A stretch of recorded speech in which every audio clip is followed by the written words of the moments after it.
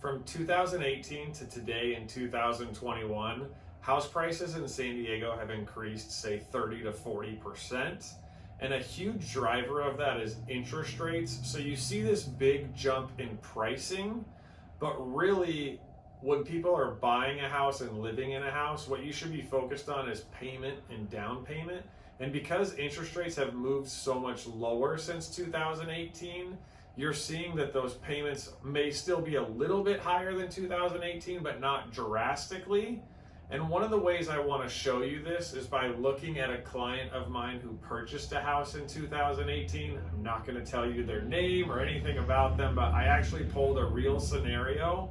And what I want to show you is by them locking in that 2018 pricing and then now living in the house in 2021, they're able to lock in 2021 rates.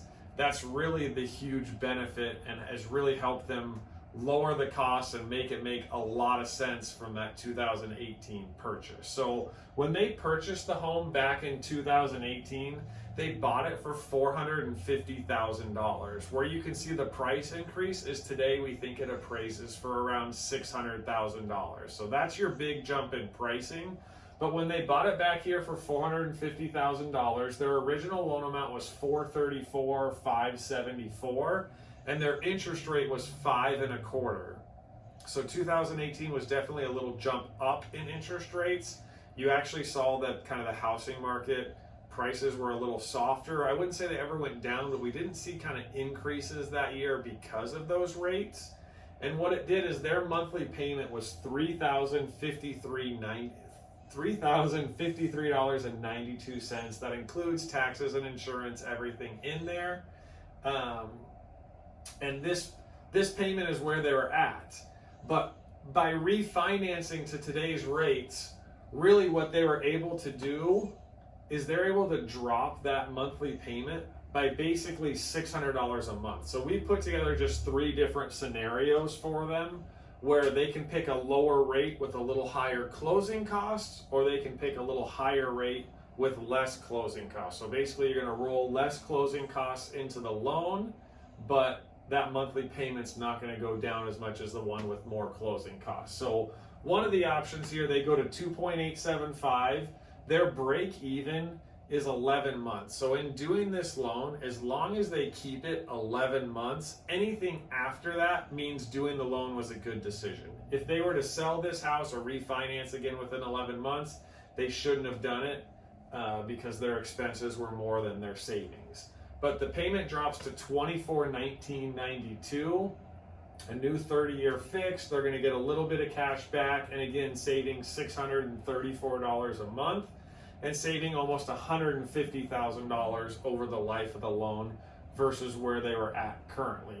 So when I see this, this is where homeowners really do so much better than renters. Because in this market, if this client had continued to rent, their rent would probably have increased from 2018 to 2021. And instead, they locked in their home purchase price, took advantage of rates getting lower, which they've been doing for 40 plus years. Rates have only gotten lower. So someone buying today would have something like this in mind, thinking, hey, in a couple of years, if house prices continue to go up and rates continue to go down, I'm going to see great savings in this house. The opposite side of what they should also be thinking is, hey, I've locked in this payment into a 30-year fixed, so if house prices went down in the short term or rates went up in the short term, I know I can stay here, still make this payment, and do well over the long term. Hey, I'm waiting 10 years for something like this to happen. So your 2 other options here, what you'll see is at 2.99, the break even shortens. So they need to keep the loan or not sell the house less time. As long as they're there 8 months, this loan's going to make sense. The other one, again, took 11, but their monthly savings is a little less, so $634 to $612. And then your last one here, you get your break even all the way down to under 5 months. So as long as you're keeping this loan 5 months, it's going to make a lot of sense, but your monthly savings drops a little bit. And obviously the savings over the life of the loan drops a little bit because that monthly payment's a little more and you're making 360 payments of it. So instead of saving almost 150, you're right about 135,000 in savings. So I think this is great for someone who's thinking about purchasing a home to see, because it gives you that picture of, hey, how is this home going to benefit me from a cash flow standpoint in the years to come? And the way it's going to benefit you is the potential to refinance and no downside. There's no increase that has to happen. There's no increase that's going to happen. You just have upside because you've locked in the purchasing of the house, you've locked in your interest rate, so things can only get better for you. So hopefully you found this helpful. If you're interested in purchasing a home, if you bought in 2018 and haven't refinanced, please reach out to us. We'd love to apply these numbers to your specific scenario. In the blog, when you click on our website, you'll see the actual attachments. It'll walk you through all the details of these loans. It'll have APRs, all that kind of stuff on there, exactly what the closing costs are, so you can see that if you want to know what those things look like. But again, we're happy to create those things for your scenario and help you win at home ownership.